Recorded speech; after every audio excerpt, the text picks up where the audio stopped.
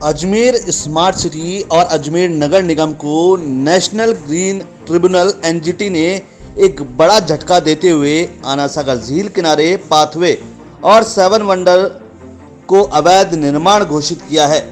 NGT ने ये सभी निर्माणों को तोड़ने के आदेश भी जारी कर दिए हैं। एनजीटी ने आना सागर झील को वेटलैंड के दायरे में माना, जहां राजस्थान के पर्यावरण विभाग निदेशक पर्यावरण जिला मजिस्ट्रेट राज्य प्रदूषण नियंत्रण बोर्ड के आदेश की प्रतिलिपि भी भेज दी गई है। आना सागर झील किनारे बनाए गए पाथवे, सेवन वंडर और अन्य अवैध निर्माण को तोड़ने के आदेश जारी किए हैं। बता दें कि पूर्व सभापति सुरेंद्र सिंह शेखावत की मेहनत रंग लाई है। जहां उन्होंने एनजीटी में अपील दायर की थी, उन्होंने कसम खाई थी कि वह पाथवे और सेवन वंडर को तुड़वा कर ही दम लेंगे। तो वहीं अजमेर के दोनों विधायक ने भी एनजीटी के इस फैसले का स्वागत किया है। उन्होंने कहा है कि जिस तरह से आना सागर में चारों तरफ रेत भरकर पाथवे बनाया गया, उससे आना सागर का कैचमेंट एरिया कम हो गया, जिसके कारण लोगों को काफी नुकसान उठाना पड़ रहा है। मैं दिल से कहता हूँ, मेरा दिल दुखता है। मैं अजमेर का वासी हूँ, अजमेर का निवासी हूँ। उत्तर क्षेत्र की रक्षा करना मेरा धर्म है और उत्तर क्षेत्र की रक्षा करूंगा और आखिरी दम तक करूंगा। जब तक ये पाथवे नहीं टूटा, मैं राजनीति छोड़ दूंगा। अगर ये पाथवे नहीं तोड़वाया मैंने, निश्चित तौर पर इस पाथवे को तोड़वाऊंगा। अना सागर को जो मिट्टी डाली है इन्होंने, उस अना सागर की मिट्टी को मैं निकलवाऊंगा, चाहे सरकार किसी की भी हो। ये जो पाथवे बनाया गया है उसके तोड़ने के आदेश कर दिए गए हैं। सेवन वंडर जिसकी कोई आवश्यकता नहीं थी, जो पाश्व संस्कृति का दिखावा करने वाले लोग, जो विदेश में रहने वाले लोग, विदेशी चीज़ों को यहाँ पर लाकर खड़ा कर दिया। ऐसा क्या चीज़ इसमें थी जो अजमेर में लाकर हमको गुलामों की तरह पुरानी गुलामी को याद दिलाने के लिए सेवन वंडर बना दी है, और वो भी एक सरकारी ज़मीन पर, जहाँ पर एक तरफ तो आप बोलते हैं कि यहाँ पर किसी प्रकार का निर्माण कार्य नहीं हो सकता, और वहाँ आप खुद निर्माण करके सेवन वंडर बना रहे हो। बस एनजीटी ने आदेश दे दिए हैं पाथवे और सेवन वंडर्स को तोड़ने को लेकर, क्या कहें? एनजीटी का निर्णय स्वागत योग्य है। हालांकि हम बड़े प्रसन्न थे कि केंद्र सरकार से स्मार्ट सिटी के नाम पे और पाथवे मेरा एक ड्रीम प्रोजेक्ट था, लेकिन जैसे ही इस सरकार आई, सरकार ने सारा नियंत्रण अपने हाथ में लिया और इन्होंने सारे जनप्रतिनिधियों को उस समिति से बाहर कर दिया। जन प्रतिनिधियों को अवॉइड करके प्रशासन ने और अधिकारियों ने अपनी मनमानी की। जिस मनमानी के फलस्वरूप आज अना सागर का कैचमेंट एरिया बहुत कम हो गया।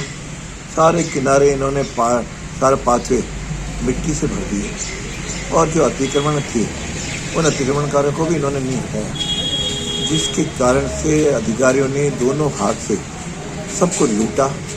और लूटने का परिणाम स्वरूप है कि जब बरसात आई तो आसपास की कॉलोनियाँ भी डूब गई और सड़कों पे भी पानी आ गया। इसीलिए सेवन वंडर कहीं ओरिजिनल योजना में था ही नहीं, उसको पार्ट करके आपने सेवन वंडर्स किए हैं।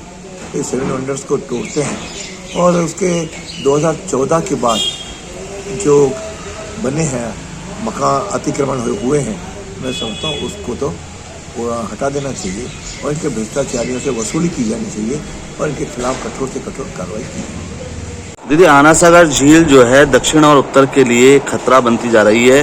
कैचमेंट एरिया कम हो चुका है, पानी का भराव बढ़ता जा रहा है, लोग परेशान हैं, लोग रोते बिलखते हुए नजर आ रहे हैं, क्या कहना चाहिए? देखिए, जिस तरह से अधिकारियों ने हठ धर्मिता और मनमर्जी करते हुए इसमें जो पाथवे बनाया है, इसके वेटलैंड को कम किया है, इसमें जो सेवन वंडर्स बनाए हैं और मलबा झील के अंदर डाल दिया है, उसकी वजह से एनजीटी ने भी जो फैसला सुनाया है अधिकारियों के खिलाफ में, तो मैं चाहती हूँ कि इसका जो फैसला आया है उसकी पालना हो। और ये जो पैसा बर्बाद किया है, स्मार्ट सिटी का जो केंद्र सरकार का पैसा इन अधिकारियों ने बर्बाद किया है, इन अधिकारियों से वसूला जाए वो सारा का सारा पैसा, सारे निर्माणों को ध्वस्त किया जाए और पुनः झील के आकार को बढ़ाया जाए, ताकि झील का ओवरफ्लो पानी की वजह से जो हमारी निचली बस्तियां हमेशा जलमग्न हो जाती हैं, उनसे मुक्ति मिले और लोगों को राहत मिले। और क्या ठोस कदम उठाने चाहिए? जिस तरह से 29 मकानों को भी चिन्हित किया गया, उन्हें खाली कराया गया। देखिए, जिस तरह से नगर निगम की मिली भगत करके जो अधिकारी हैं, उन्होंने जिस तरह से इसको आनन फानन में बिना किसी तालमेल के, बिना किसी स्वीकृति के जो अवैध बिल्डिंगें उनको बनने दिया। पहली बात तो उन अधिकारियों के खिलाफ कार्रवाई करनी चाहिए जिन्होंने झील के भराव क्षेत्र में उन बिल्डिंगों को बनने दिया। यदि उसी समय रोकते तो शायद जनता का पैसा बर्बाद नहीं होता और जनता को भी पता पड़ता कि ये हम अवैध तरीके से भराव क्षेत्र में बना रहे हैं। लेकिन भोले भाले लोगों ने उस समय बना ली, बिना किसी रोक टोक के वो बन गई और अब उनका पैसा भी बर्बाद होगा। तो ये पैसा भी जो है वो अधिकारियों से वसूलना चाहिए जिनकी देखरेख में ये बिल्डिंगें बनी और आज वो इस झील के भराव क्षेत्र में आने के कारण से दुविधा का कारण बनी।